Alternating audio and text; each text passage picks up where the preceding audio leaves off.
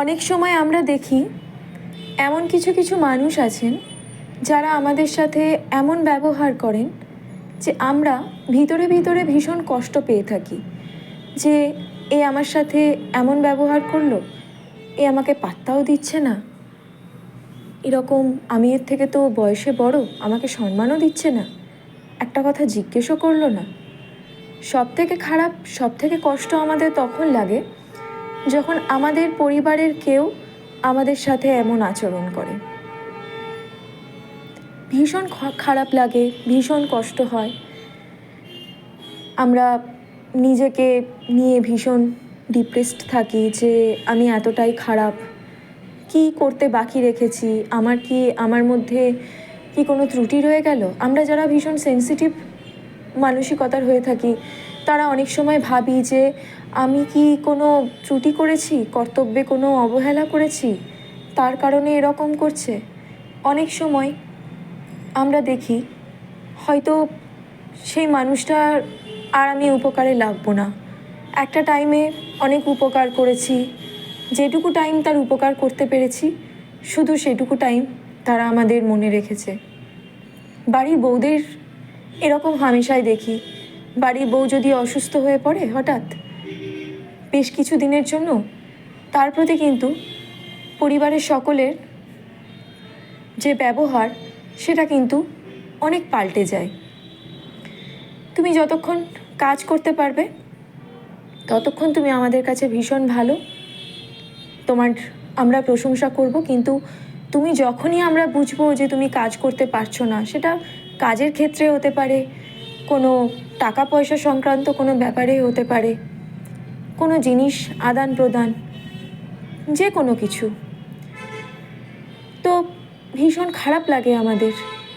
বিশেষ করে শুধু যারা বাড়ির বউ, যারা হয়তো শাশুড়ি আছেন, তারাও হয়তো আগের মতন আর পরিশ্রম সেই দিতে পারছেন না, সেই পরিশ্রম সংসারের পিছনে, কিংবা হয়তো রিটায়ার করে গেছেন, বাবা রিটায়ার করে গেছেন, সন্তান হয়তো তাকে পাত্তা দিচ্ছে না। বা এমনও অনেক সময় হয় যে দুজন সন্তান আছে, তাদের মধ্যে একজন হয়তো চাকরি করেন বা মোটা টাকা রোজগার করেন, অপরজন হয়তো সেই অর্থে অত উপার্জন করতে পারে না।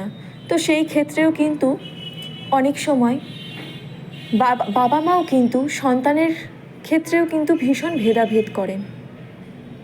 তো আমরা কি করতে পারি? আমরা এখানে জোর করে তো কোনো কিছু ছিনিয়ে নিতে পারি না, জোর করে ছিনিয়ে নেওয়া যায় না কখনোই, কিন্তু জোর করে আমরা ভালোবাসা, সম্মান, গুরুত্ব কিচ্ছু আদায় করতে পারবো না।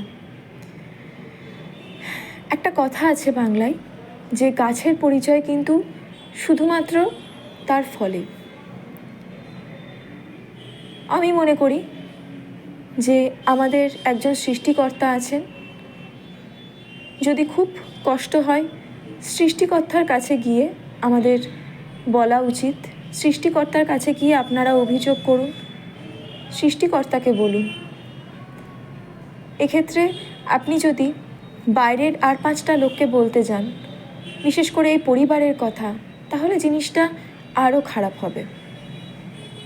আপনি সৃষ্টিকর্তার কাছে বলুন, নিজের কর্ম করুন। এক্ষেত্রে আমার একটি গল্প মনে পড়ে গেল। আমাদেরই একজন পরিচিত মাস্টারমশাই ছিলেন। তো মাস্টারমশাইকে দেখে বোঝা যেত না যে ওনার এত গভীর পাণ্ডিত্য। তো ওনার সেই স্ট্যাটাস ছিল না কোনো রকম। উনি ছেঁড়া, নোংরা, অপরিষ্কার জামা কাপড় পরতেন, বিয়ে করেননি, সেই অবস্থায় উনি ট্রেনে চলে যেতেন হয়তো কোনো তার ছাত্রর বাড়ি, বা হয়তো কোথাও বাজারে যাচ্ছেন, তাকে দেখে মনে করতো মানুষজন যে এনার হয়তো কোনো যোগ্যতা নেই। তো একদিন হয়েছে কি, উনি ট্রেনে যাচ্ছেন, একজন ইংলিশ খবরের কাগজ পড়তে পড়তে যাচ্ছে। তো মাস্টারমশাইকে দেখে উনি একটু তাচ্ছিল্যের দৃষ্টিতে তাকিয়ে নিজের মতন কাগজ পড়তে শুরু করেছেন। মাস্টারমশাই করছেন কি, সাইড থেকে তিনিও কিন্তু কাগজটি পড়ছেন। তো মাস্টারমশাই বললেন, বাবা এটার মানেটা একটু বলো তো, কী হবে? উনি বললেন। তো উনি যে বঙ্গানুবাদটি করলেন, তারপরে কিন্তু সেটা শোনার পর মাস্টারমশাই বললেন, শোনো বাবা, তুমি তো তোমারটা বললে, এবার আমি আমারটা বলি, শোনো। এর বঙ্গানুবাদটা যদি আমি একটু এভাবে বলি, আর একটু যদি এভাবে বলি, তাহলে কেমন হয়?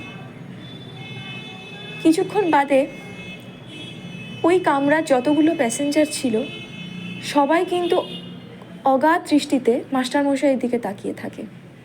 এমন ছিল ওনার পাণ্ডিত্য। তারপর একদিন হয়েছে কি, শহরে চাকরি করা, বড় একজন চাকরি করা একজন ছাত্র, উনি গাড়ি করে যাচ্ছেন, মাস্টারমশাইয়ের পাটি কেটে গেছে, পা দিয়ে যে রক্ত পড়ছে ওনার খেয়ালই নেই।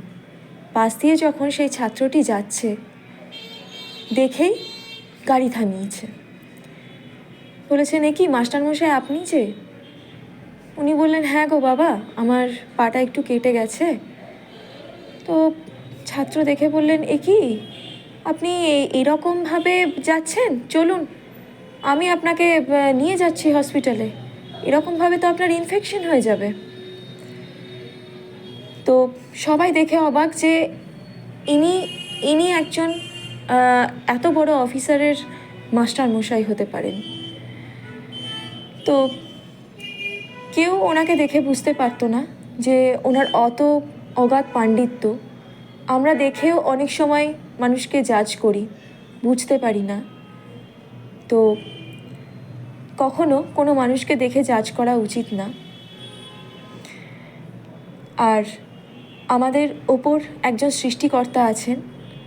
যদি আমাদের মনে হয় কখনো যে কেউ আমাকে পাত্তা দিল না, তার জন্য আমরা দুঃখ পাচ্ছি, কি কষ্ট হচ্ছে, তিনি সব দেখছেন, তিনি সবের বিচার অবশ্যই একদিন করবেন।